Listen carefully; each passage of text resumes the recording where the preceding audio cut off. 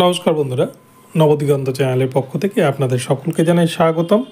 তো বন্ধুরা, এখন যে বিষয় নিয়ে আপডেট দিতে চলেছি সেটি হচ্ছে ৯৫৩৩ প্যানেলের 5% ওয়েটিং মামলা।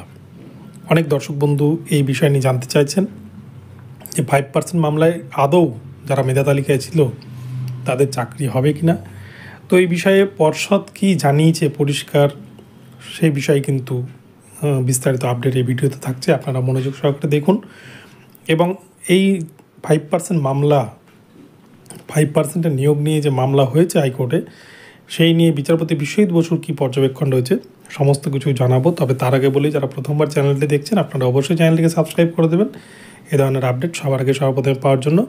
তো চলুন আমরা মূল পর্বে ফিরে যাই এবং বিস্তারিত আপডেট সম্পর্কে দেখে নিই। তো বন্ধুরা, প্রথমেই বলি ৯৫৩৩-এর প্যানেল, যেটা মূলত ১১,৭৬৫ যে রিক্রুটমেন্ট নোটিফিকেশন ছিল, সেই নোটিফিকেশনের একটা অংশ, যেখানে প্রাথমিক শিক্ষা পর্ষদ তারা কিন্তু চালাকি করেই ৯৫৩৩ টোটাল বের করেছে। তার মধ্যে কিন্তু ৩৫৯ জন 5% ওয়েটিংয়ে রয়েছে বা অপেক্ষমান তালিকায় ছিল। তো এই প্যানেলটাকে বের করার পর প্রায় ১ বছর অতিক্রান্ত হলো। এই সময় আপনারা দেখেছেন বেশ কিছুদিন আগে কিন্তু কোর্টের নির্দেশে, কলকাতা হাইকোর্টের নির্দেশে মাত্র ৫৬ জনের নিয়োগ দিয়েছে প্রাথমিক শিক্ষা পর্ষদ। এবং তার মধ্যে আমরা সবথেকে বেশি কিন্তু দেখেছি ওবিসি এই ক্যান্ডিডেটরাই রয়েছে ওই প্যানেলের মধ্যে। ৩৫৯-এর মধ্যে কেন ৫৬ জনকে নিয়োগ দেওয়া হলো, এই নিয়ে কিন্তু মামলা দায়ের হয়েছে। এবং এই নিয়ে বিচারপতি বিশ্বজিৎ বসু তিনি কিন্তু প্রশ্নও করেন প্রাথমিক শিক্ষা পর্ষদকে।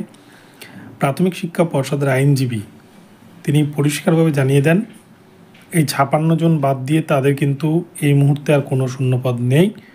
তারা ৫৬ জনকে 5% নিয়োগ করে দিয়েছে, নিয়োগ কিন্তু কমপ্লিট। তাদের 5%-এর জন্য আর আলাদা করে কোনো সিট নেই। তো এই নিয়ে কিন্তু পিটিশনারদের আইনজীবীরা সে বিষয়ে কী কী রুলস রয়েছে 5%-দের, যারা অ্যাকচুয়ালি কাউন্সেলিংয়ে উপস্থিত হন না বা যারা অ্যাবসেন্ট থেকে যান, সেই সিটগুলো কিন্তু 5% ওয়েটিংদের জন্য নন জয়নিং সিট হিসেবে কিন্তু থেকে যায় এবং সেই সিটেই কিন্তু অপেক্ষমান তালিকার প্রার্থীরা নিয়োগ পায়। এই বিষয়গুলো কিন্তু উপস্থাপন করা হয়। তো এই বিষয় শোনার পর বিচারপতি কিন্তু প্রাথমিক শিক্ষা পর্ষদকে সময় দিয়েছেন এবং সেই সময়ের মধ্যে কিন্তু তাদেরকে সাবমিশন করতে হবে। আগামী মার্চ মাসে কিন্তু এই মামলা আবারও উঠতে চলেছে সিঙ্গেল বেঞ্চে। তো এই 5% মামলায় আদৌ কী হবে সেটা বলা মুশকিল। তবে কিন্তু ভ্যাকান্সি ছিল, প্রচুর নন জয়নিং সিট ছিল, সেখানে কিন্তু প্রায় প্রত্যেকেরই 5% মামলায় চাকরি হয়ে যাওয়ার কথা। কিন্তু প্রাথমিক শিক্ষা পর্ষদের সেই চালাকি, এরা 5%-এর নিয়োগ কোনোভাবেই দিতে চায় না। আমরা 2012-তেও দেখেছি কোনো 5%-এর প্যানেল ছিল না। 2014-র যে দুটি নিয়োগ হয়েছে 16,542 জন 49, সেখানেও কোনো 5%-এর প্যানেল ছিল না। শুধুমাত্র এবারে পর্ষদ সভাপতি গৌতম পালের চেয়ারম্যান হওয়ার পর আমরা দেখেছি 5% প্যানেল বের করেছে, তাও কিন্তু নিয়োগ দিতে এত ঢিলিমঢালা করছে, ক্যান্ডিডেটদেরকে কোর্টে কেস করতে হচ্ছে। তো দেখা যাক শেষমেশ বিচারপতি বিশ্বজিৎ বসু কী নির্দেশ দেন 5% মামলায়।